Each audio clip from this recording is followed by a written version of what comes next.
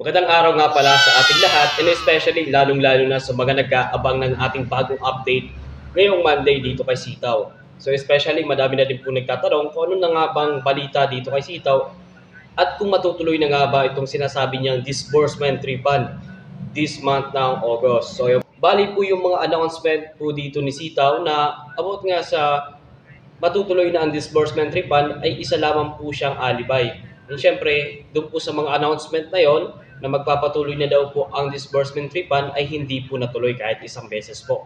So ibig sabihin mga guys, ngayon dito sa ating announcement is malalaman po natin kung matutuloy nga ba this month ng August ang sinasabing disbursement refund ni Sitaw.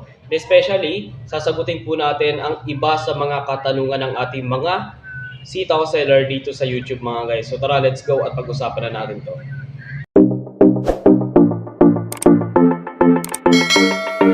Makalipas nga ng ilang araw, nang simulang hindi nagpatuloy si Sitaw sa pagtupad sa kanya mga sinasabi na announcement na magpapatuloy na nga dito sa disbursement refund, and syempre sa mga sinasabi niya na new banking method na sinabi niya din sa kanyang update na naipasa na niya. And syempre, nagkaroon na din ng testing sa kung ano nga bang bangko ang kapartner niya dito. Pero dahil nga hanggang ngayon ay hindi pa rin ma-process ang ibang mga withdrawal ng ating kapwa sitaw seller. So ibig sabihin mga guys, madami pa rin po mga kapwa sitaw seller natin, ang kanilang withdrawal is nakapending pa rin hanggang ngayon. So ngayon po, is malalaman po natin dito sa kanilang Sitaw Memorandum, ayan, kung ano na nga mabalita dito kay Sitaw at kailan na nga ba ito magsisimula. So meron po tayo ditong dumating na isang bagong memorandum. So ito po ay dumating pa po nung date August 1. So yun po, date August 1, 2024. So ito po ay para po sa ating mga kapwa Sitaw sellers na dito kay Sitaw. And especially, ang subject po nito is announcement regarding withdrawal situation. Kung ano na nga bang sitwasyon sa ating mga pera, kung paano na nga ba natin ito pa-receive at paano nga ba ang withdrawal process nga pala dito. Sa sinasabi nga kung paano makakabalik ang ating investment fund dito kay Sitaw. So yun po. Dear users, first and foremost, we would like to express our gratitude for your continued trust and support. We understand the importance of withdrawal issue to each of users. And in light of the current situation, we would like to provide the following explanation. So yun po. Bali po dito sa kanilang Sitaw Memorandum is nakapaloob po yung kanilang explanation sa kung ano na nga bang sitwasyon ng withdrawal dito kay Sitaw. At present, we are actively communicating with the bank to resolve the existing issues as soon as possible. So yun po mga guys, dito pala po sa kanilang first sentence is we are actively communicating with the bank to resolve the existing issues. So ayun po, bali po sa kanilang nakaraang updates dito kay Sitaw, sinabi po nila na okay na daw po yung kanilang fog testing. So ibig sabihin, nung Friday, akala po natin is may matutuloy pa na withdrawal transaction na po dito kay Sitaw, but ang nangyari po is testing lang po. Pero dito po sa kanilang Sitaw Memorandum is sinasabi po nila na with the bank to resolve the existing issue. So ibig sabihin po hindi pa tapos yung issue ni Sitaw dito sa sinasabi niya na ginagawa niyang new banking method at pakikipag-partnership sa sinasabi niya din na bangko. So yun. Although we have successfully opened a bank account, there are still more restrictions on our permissions. These restrictions hinder our financial operations and further arrangements. We are making every effort to coordinate and resolve these permissions issues and are working closely with the bank to ensure the normal withdrawal process is restored as soon as possible. So yun mga guys, bali matatandaan po din natin kaya hindi po makapag-process po ng withdrawal tayo dito sa mga banking na sinasabi. So ayun, at syempre, sinuggest po ng ating mga account specialist na gamitin po natin ang ating mga e-wallet kasi naka-restrict po si Sitaw sa mga bangko. So ibig sabihin po, hindi po makakapag-process po siya na mga withdrawal transaction para sa ating mga sellers. Ayan po, na ma-receive po ang kanilang investment fund sa mga bangko kasi nga ni-restrict po siya ng mga bangko si Sitaw. Base po dito sa kanilang Sitaw Memorandum na these restrictions hinder our financial operations and further arrangements is nakikipag-arrangement naman po si Sitaw. So yun po, nakikipag-arrangement na naman si Sitaw about nga dito sa kanilang withdrawal situation. Titingnan po natin at syempre mag-aantabay po tayo kung ano nga bang magiging mangyari or anong mangyayari nga pala dito sa sinusubukan nilang mangyari dito sa kanilang withdrawal situation para makabalik ang mga investment pa ng ating mga kapwa sitaw seller. And syempre, we sincerely apologize for the inconvenience caused. Please trust that we are doing our utmost advance this work to protect the interests of our users.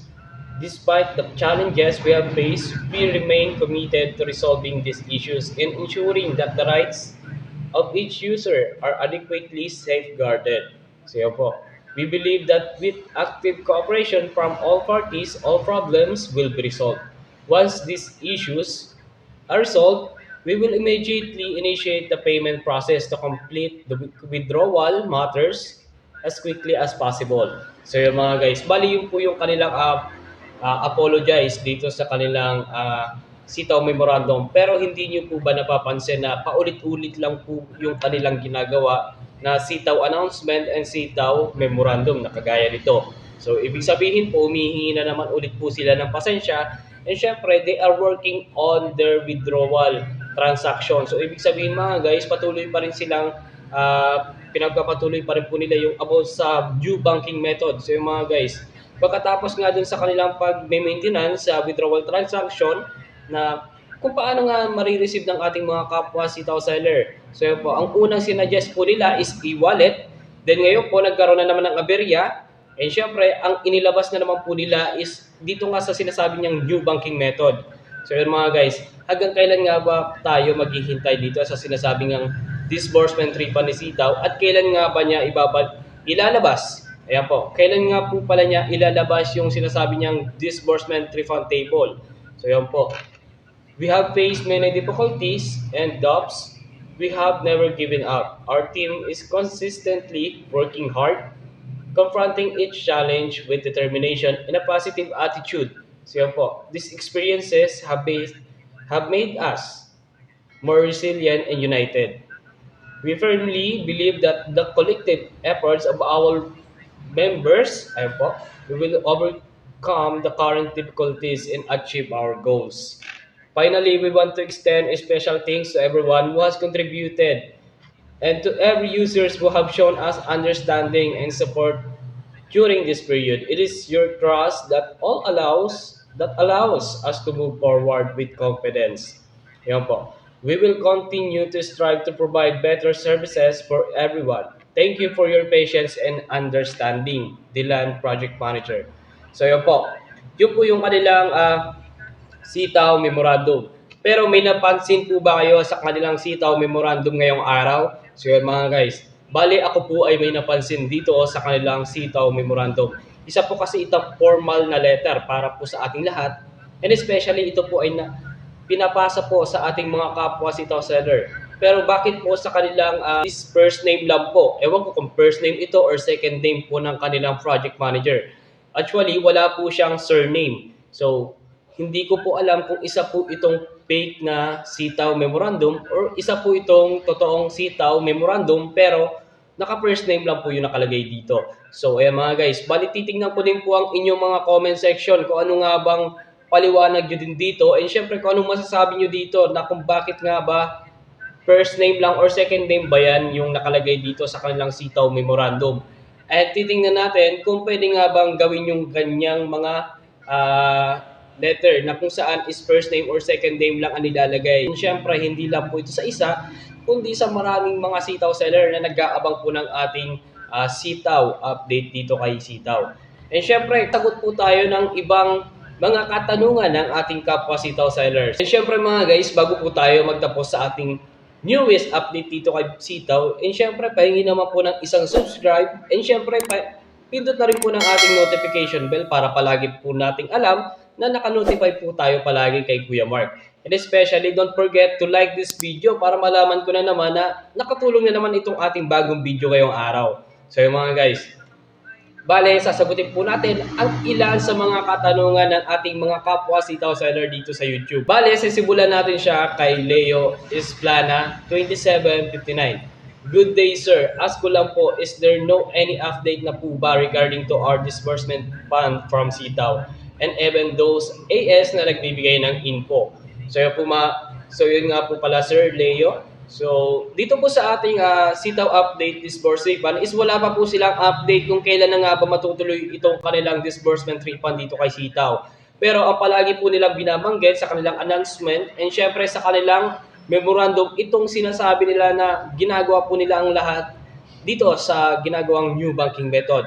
Pero hanggang kailan nga ba ito matatapos? And syempre sa ating mga bagong AS na nagbibigay ng information, kalat na kalat din po ang mga AS na nagkikik daw po sila ng kanila mga member or ng kanila mga seller dito sa Facebook. Kaya po, madami pong nagre-reklamo na yung iba pong mga bagong AS na pumalit po sa dating AS is mga attitude.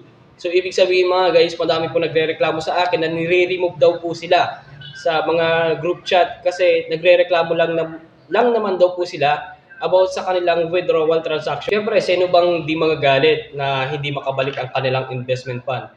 Sa akin po ay mali po yun ang ginagawa ng kanilang mga account specialist kasi hindi po yun pagiging professional. Another comment naman din po natin from Sir Andres Albao. Sir, ask ko lang, totoo ba na fake identity then ang incorporators ng Sitaw gaya ng nangyari sa Pogo? So ayun mga sir and ma'am. So ayun po Sir Andres Albao, hindi ko po masasabi na kung fake identity din nga ba si Sitaw kagaya ng Pogo. So ayun po. Bali ang pagkakaiba lamang po kasi ng Sitaw and syempre ng Pogo, ang Sitaw po ay isa po siyang e-commerce business platform. So ayun po. With Sitaw, people can have their own unique outdoor sports store, free advertising, and online traffic. A warehouse that doesn't require inventory, transportation that doesn't need to be managed, and convenient payment tools. So, ibig sabihin, si Sitaw po ay isa po siyang e-commerce business platform. At si Pogo naman po ay isang Philippine offshore gaming operators. Or Pogos are online gambling firms that operate in the Philippines but cater to customer outside the country. So, hindi ko po masasabi kung may pagka-fake identity din po si Sitaw kagaya ni Pogo. Pero titingnan po natin ang isa sa mga nasa likod po nito ng Sitaw Incorporators po, syempre. Kasi para malaman din po natin at updated din po tayo kung ano na nga bang nangyayari sa dito kay Sitaw mga guys. So ayun po. Another comment natin from at Hanijin 3832, need po natin help ng top 10 ng Sitaw. Sana sila manguna sa pagkuha ng abogado. Actually, yung may mga kasali sa mga membership, ayun po, affiliate membership, ay sila po yung malakas bumenta or kumita dito kay Sitaw. Pero ngayon pong nagkakaroon na ng issue si Sitaw, ay isa-isa na po silang nawawala. And syempre, yung malakasan po talagang nagpo-post ng mga kita nila sa Facebook, ayun po, isa na din po silang nawawala. So, wala na po tayong balita kung nasa na nga ba sila lupalo nagtatago. So, syempre mga guys, kasi simula po kasi na nagkaroon po ng issue si Sitaw, ay hindi na po natin din mahagilap yung mga malakas pong kumita dito kay Sitaw. So, ayun po, wala na din po tayong balita or any updates man lang sa kanila kung sila ba ay patuloy pa rin bang nag-updates dito kay Sitaw or nag-aantay na lang din po kung kailan talaga mawawala si Sitaw mga guys. So, syempre, another comment po natin at Ken1143.